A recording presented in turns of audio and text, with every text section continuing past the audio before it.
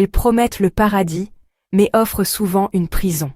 Les sectes opèrent en marge de la société, offrant des réponses et un sentiment d'appartenance, mais cachant manipulation et contrôle.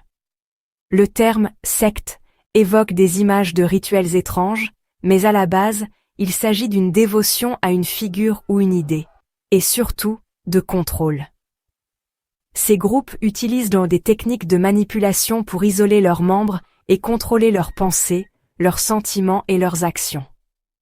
La différence entre un nouveau mouvement religieux et une secte destructrice réside dans la tromperie et la coercition psychologique. Comprendre cette distinction est le premier pas pour reconnaître les dangers que ces groupes représentent. Les sectes prospèrent dans le secret, ne révélant leurs véritables croyances qu'aux plus engagés, créant une mentalité de « nous contre eux ». Les rituels, chants, régimes stricts, confessions de groupe brisent les défenses et favorisent une loyauté intense. Les leaders charismatiques deviennent la seule source de vérité, apprenant aux membres à se méfier des étrangers et même de leur propre jugement. L'isolement de la famille et des amis rend les membres dépendants du groupe pour tout. Des exemples tragiques comme Heaven's Gate et Jonestown montrent comment le secret et la manipulation peuvent mener au désastre. Ces schémas nous avertissent du pouvoir dévastateur d'une influence incontrôlée. Les sectes ne ciblent pas les faibles.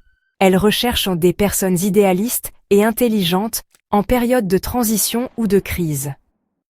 Le love bombing fait en sorte que les recrues se sentent spéciales, les attirant avec acceptation et communauté. Une fois à l'intérieur, partir est intimidant. Les membres sont isolés, financièrement dépendants, et on leur apprend à craindre le monde extérieur.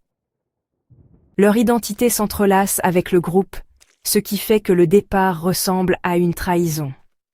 L'ostracisme et la pression sociale maintiennent les membres piégés, craignant la solitude et le rejet.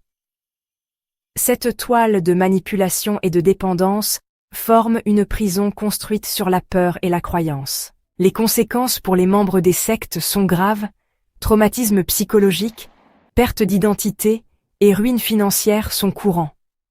Certains groupes imposent la négligence médicale, des régimes extrêmes ou des abus, mettant en danger la santé et la vie des membres. Les sectes déchirent souvent les familles, favorisant la méfiance et érodant les liens sociaux. Leur mentalité de « nous contre eux » sape la confiance envers les institutions et la société. Au pire, les sectes peuvent devenir violentes, comme on l'a vu lors de l'attaque du métro de Tokyo par Aum Shinrikyo. Ces dangers s'étendent au-delà des individus, menaçant le tissu même de la société. Les gouvernements sont confrontés à un équilibre délicat. Protéger les citoyens, tout en respectant la liberté de croyance.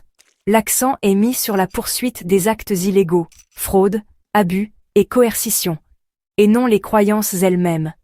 Des agences comme la Miviludes en France surveillent les groupes et soutiennent les victimes.